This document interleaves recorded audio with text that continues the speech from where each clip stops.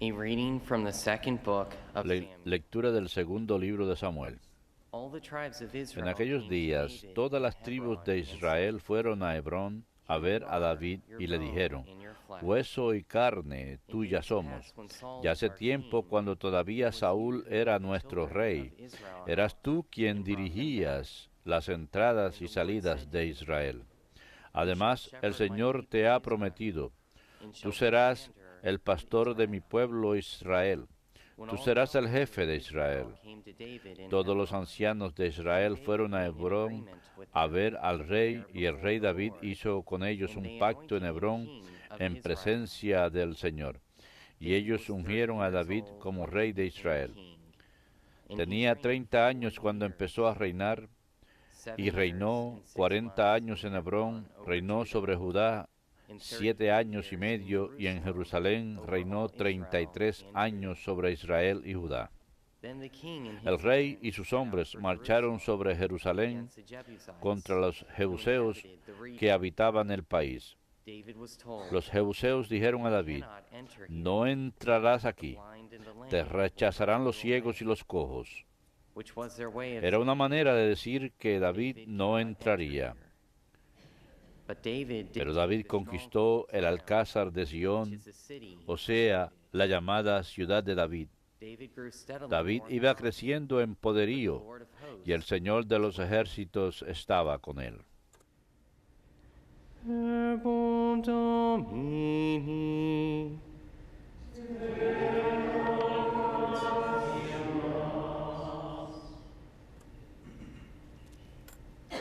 My faithfulness and Mi my fidelidad y mercy misericordia lo acompañarán. Mi fidelidad y misericordia lo acompañarán. Once you spoke Un día hablaste en visión a tus amigos. He ceñido la corona de un héroe. He levantado a un soldado sobre el pueblo. Mi fidelidad y misericordia lo acompañarán. Encontré a David mi siervo. Lo he ungido con óleo sagrado, para que mi mano esté siempre con él y mi brazo lo haga valeroso. Mi fidelidad y misericordia lo acompañarán. Fidelidad y misericordia lo acompañarán. Por mi nombre crecerá su poder, y extenderá su izquierda hasta el mar y su derecha hasta el gran río. Mi fidelidad y misericordia lo acompañarán.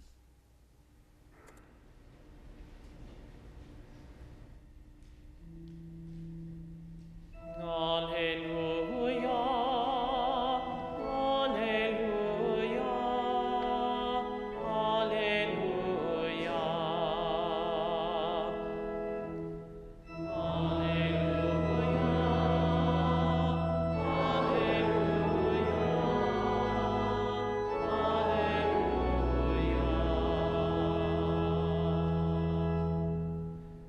Our Savior Jesus Christ has done away with death. Jesucristo ha eliminado la muerte y nos ha traído la vida por medio de su evangelio.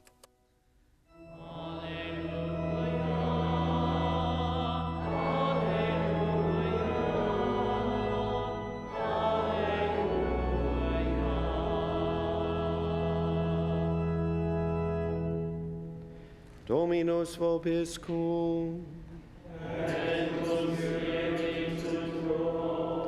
Lectio Sancti Evangelii secundum Marcum.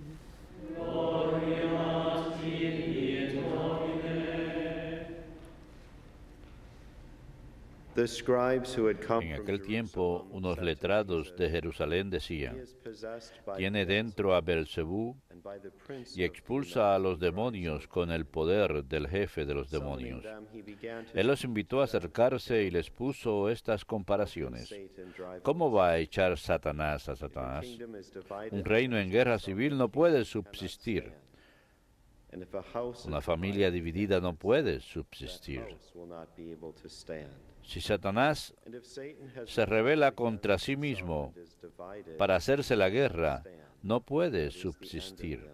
Está perdido. But no one can Nadie enter puede a meterse en man's casa de house un and hombre gather his forzudo property para unless he arramblar con first su lays ajuar, up a strong si man. primero no lo ata. Then he can plunder entonces podrá arramblar con la casa.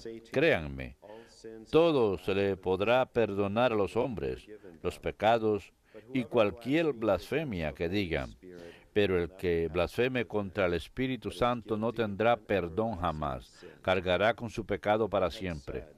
Se refería a los que decían que tenía dentro un espíritu inmundo. Domini.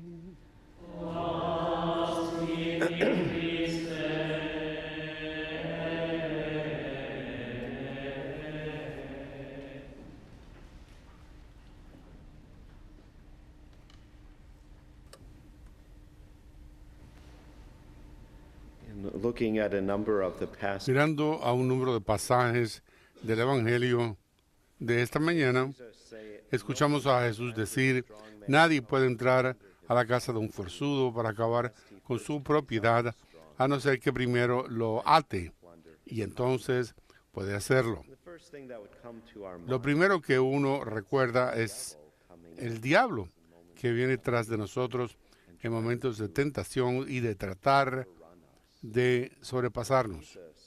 Jesús, sin embargo, es aquel que ha entrado en la casa del forzudo y ha acabado con su propiedad. Él está haciendo esta referencia hacia sí mismo. Primero viene para atar al fuerte y luego acabar con lo que el enemigo ha tomado. we see this reference to Vemos esta referencia en el Catecismo de la Iglesia Católica, reference to the fact una referencia al hecho de que Jesús es el conquistador del diablo que acaba con el forzudo. Vemos a la victoria de Jesús por encima del tentador en el desierto cuando comienza su ministerio público y trata de sobreponerse sobre él después de sus días de ayuno y adoración. his strength. Entonces muestra su fe en esa tentación y nos da fuerza de que en él podemos alzarnos por encima de los ataques del malvado. In moments of Sentimos que en momentos de tribulación que esto no es posible, pero la historia, la victoria no es de él, viene de Cristo. Tenemos que apegarnos a él y estar unidos con él y compartir su victoria. Así vemos también en Cristo la victoria por sobre el enemigo en su momento de tentación al comienzo de su ministerio público, una referencia de lo que pasaría al final, cuando Cristo reclama su victoria en esa muerte y su resurrección. El acto supremo de obediencia y de obediencia filial, valga la repetición, y sabemos que en este momento que el enemigo sabe que fue aplastado, que fue destruido y que la victoria le pertenece a Jesucristo tan solo. Then we have Entonces, beginning al final del comienzo del pasaje que escuchamos hoy, lo que dicen los letrados de Jesús, él está poseído por Beelzebub y por el príncipe de los diamantes que él acaba con los demonios. Fíjense en que los letrados, que son líderes del pueblo, at the time of Jesus en el momento de Jesús, de su of blasphemy. juicio, le acusa de ser blasfemo. Le acusan a lo largo He's performing de su juicio cuando él hace estos milagros y no les gusta lo que están recibiendo de él. Por lo tanto, están tratando de who are you to forgive sins? Only decirle, ¿y quién eres tú para perdonar los pecados? Este hombre se llama a sí mismo el Hijo de Dios outraged by y están Jesus que se sienten ultrajados por su hipocresía, dice Jesús. Es Jesús el que dicen ellos el que hacen blasfemias y sin embargo en un pasaje como este cuando dicen que está poseído por Beelzebub y por el if God revealed his wrath demonio, si Dios revela en ese momento a Dios, ahí se irán, dejarán de existir. no, they spoke a radical Hablaron radicalmente la no verdad en sus palabras. y que dijeron, bueno, le posee Beelzebub, la segunda persona de la Santísima Trinidad está poseído por el diablo, the Son of God, el Hijo de Dios, Jesús. the Word made flesh. La palabra hecha carne está poseída por And then they say el diablo. it's by the Y entonces dicen que es por el drives príncipe de los out the diablos que él elimina a los demonios, trabaja en él, según ellos, calling the Beelzebub, la tercera persona de la Santísima Trinidad, es Holy Spirit una persona del Espíritu Santo, es decir, Satanás, según ellos, is blasphemy. y esa es la blasfemia de Dios. Any action that Toda acción que vemos en Cristo, vivo en el Jesús, que trabaja en el Señor, es el Espíritu Santo, perfectly perfectamente sharing dividiendo absolute divinity la and the Son. And he's not Santísima Trinidad. Él no es una criatura como Satanás. when the Holy No había momento en que el Espíritu Santo no haya existido. Sin embargo, hubo un momento en que el ángel caído God the Father willed their no existió.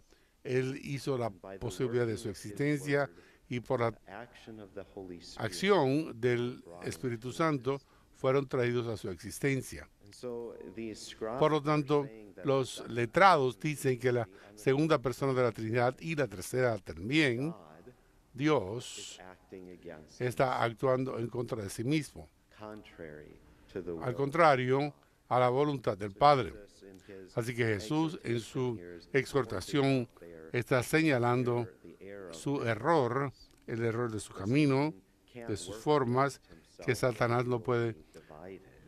trabajar en contra de sí mismo, estaría dividido, diciéndoles que están muy equivocados In identifying me y identificándome a mí como que estoy poseído por el diablo o de que mis acciones son impulsadas por el diablo. how offensive that Qué ofensivo debe ser esto para nuestros oídos al escucharlo. anything that Que Christ todo aquello que Cristo, nuestro Redentor, haría es algo de acuerdo con la voluntad del Padre. Él es incapaz del mal.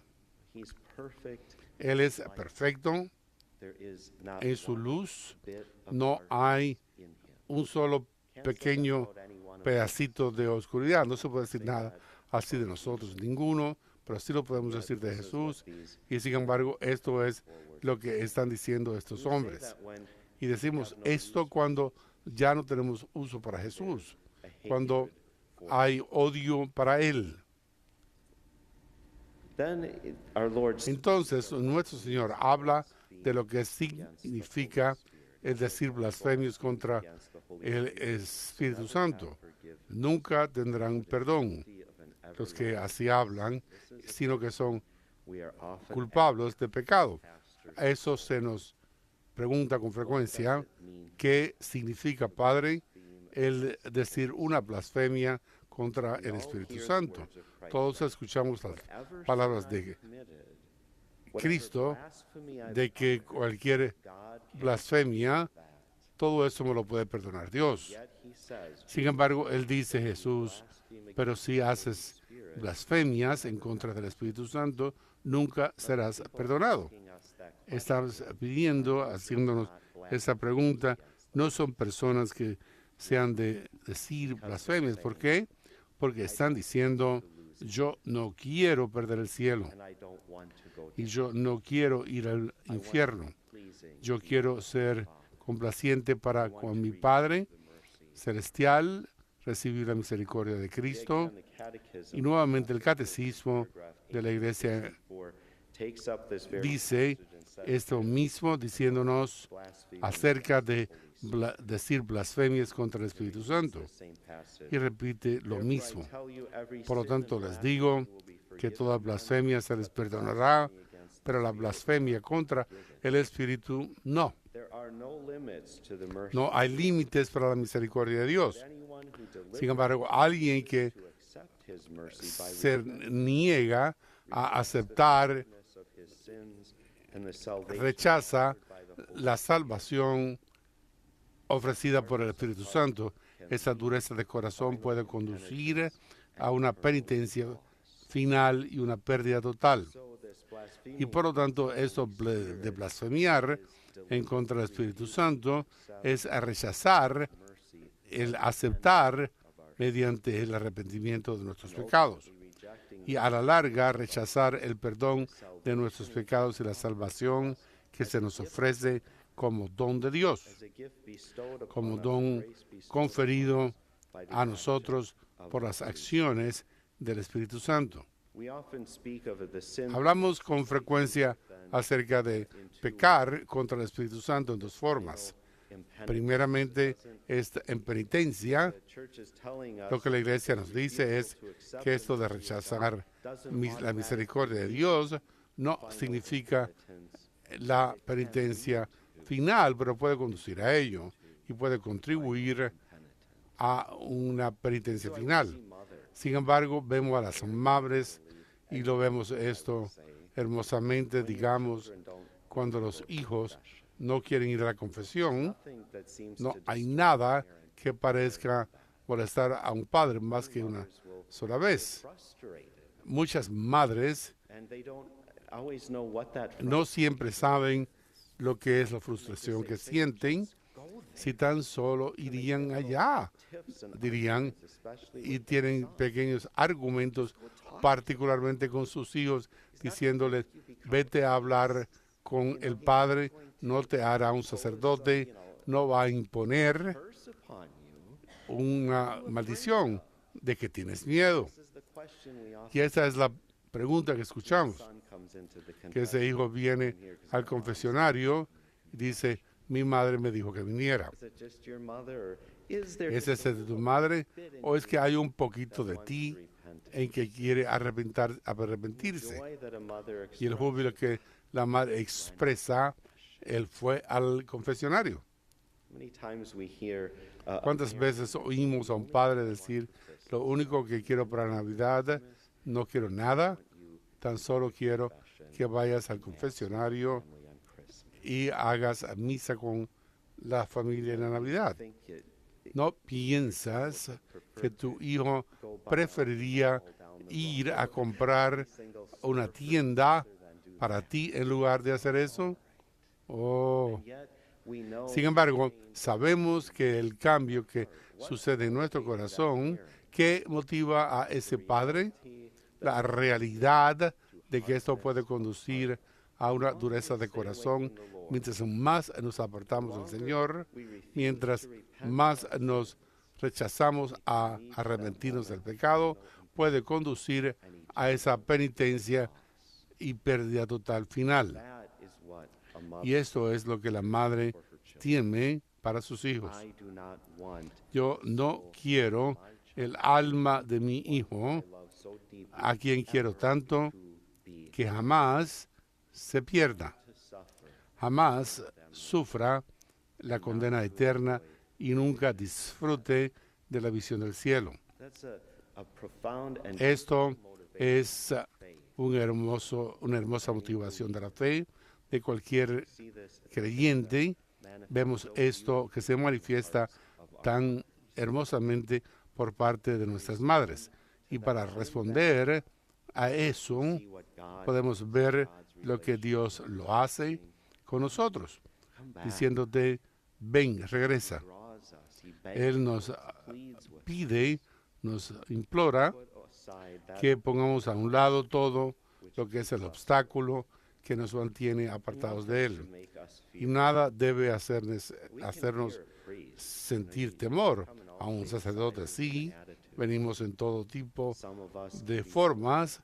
Algunos podemos ser tantos diciendo, ven a experimentar la misericordia de Dios. Y la gente dice, bueno, ¿por qué eres así?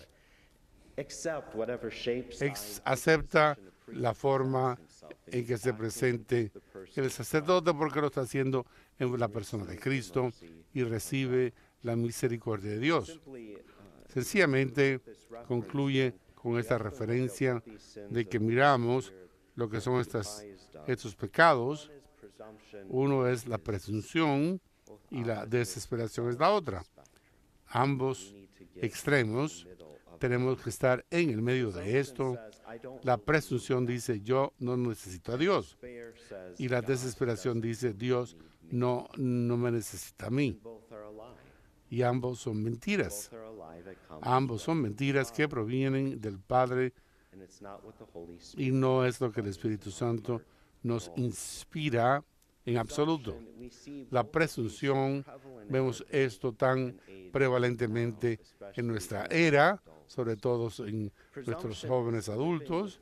La presunción es vivir sin consecuencias, sin responsabilidad. Piensen en eso, es que hay alguna relación que tenemos que no sea algo de responsabilidad. Cada uno de nosotros quiere ese tipo de vida, pero no existe. Si uno se enamora, hay responsabilidad. Ningún esposo se marcha de su casa a las 9 de la noche sin que su esposa diga, ¿a dónde vas? Y cuando regresas. Si el esposo no es responsable como para compartir eso con su esposa, habrá consecuencias, no porque ella sea una persona, sino porque es una cónyuge normal, es algo parte de la relación. Cuando una esposa va a la tienda y encuentra algo bonito de ropa y hay que comprarse eso, y la cartera, y los zapatos, y los aretes, y las otras cosas, todos esos detalles que el esposo va a mirar y decir, ¿y eso para qué? Tiene que haber responsabilidad. Por supuesto, exagero. Nuestros estereotipos, así que no comprendan mal. No saben de ustedes de lo que están hablando yo, de qué estoy hablando yo. Los niños tienen una responsabilidad para con sus padres, no son libres completamente, que a los 16 años ya no tienen mayores responsabilidades. Los padres, cuando tengan hijos, son responsables con ellos. El cardenal George ha dicho esto acerca de los sacerdotes. Yo me encuentro recordando a nuestros hermanos, tan solo porque somos célibes, no quiere decir que seamos solteros. Somos responsables unos con otros. Somos responsables para con el pueblo de Dios. Somos responsables para con nuestras novias, esposas y la iglesia. No podemos vivir en este mundo sin esto. ¿Cómo pensamos que podemos vivir en una relación con Dios sin ningún tipo de responsabilidad o de consecuencia? Y sin embargo, hoy día, más que nunca, llevamos a cabo nuestra vida como si se tratara de él aquí, sin pensar en lo que va a suceder. Yo mentí para poder ganar hoy. Y como el enemigo juega con esto y lo perpetúa diciendo lo ocupado de la vida, las grandes actividades. Y a pesar de que nos gusta la tecnología, fíjense lo ocupados que estamos. Cada vez que hay una pequeña pausa en nuestro silencio, escuchamos la llamada telefónica. Los sacerdotes también dicen, bueno, yo consigo hacer el mayor trabajo cuando camino entre la casa principal en la entrada.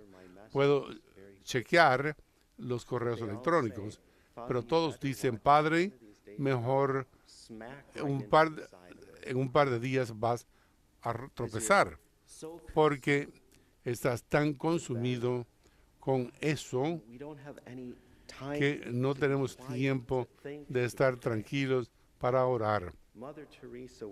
La Madre Teresa era una gran defensora del silencio. Y esto es lo que es tan importante para nosotros enseñarle a la gente, toda esta tecnología, pero sí tenemos que estar disciplinadas lo suficientes para ponerlo todo a un lado y para estar tranquilos. Porque la Madre Teresa nos señaló cuál es el producto del silencio, la oración. When we're quiet, we begin to be able Así comenzamos a hablarle a Dios y, más importantemente, a escucharle. Podemos escuchar esa invitación para responder a su misericordioso amor, el arrepentimiento de nuestros pecados, de recibir ese don de la salvación que nos ofrece el Espíritu Santo. Por lo tanto, si el enemigo puede robarnos del silencio, no oraremos, ni tendremos que tener relaciones con el Señor. No estaremos ahondados en la fe, y creceremos en el amor, y a su vez no actuaremos con caridad. Y eso es la Madre Teresa nos enseñaba con esa frase que llama ella así a sí misma. Otra cosa, y que todos nosotros en nuestros días caemos en la desesperación o vivimos una vida que no necesitemos nada más, sino que vivimos nuestra vida como si Dios no tiene necesidad de nosotros, no tenemos valor ante Él. No, podemos caer en un lugar oscuro con eso. Sencillamente es un llamado a recordar algo que he compartido muchas veces en las homilías, es la historia de Corrie ten Boom, que fue una protestante durante la época nazi, y ella y su hermana y su padre estaban escondiendo judíos, eran cristianos ellos, pero ayudaban a los judíos a salir del país, y alguien les traicionó. Y su padre murió en el proceso entonces de ser arrestado y puesto en un campo de concentración, pero Corrie ten Boom fueron puestos en este campo.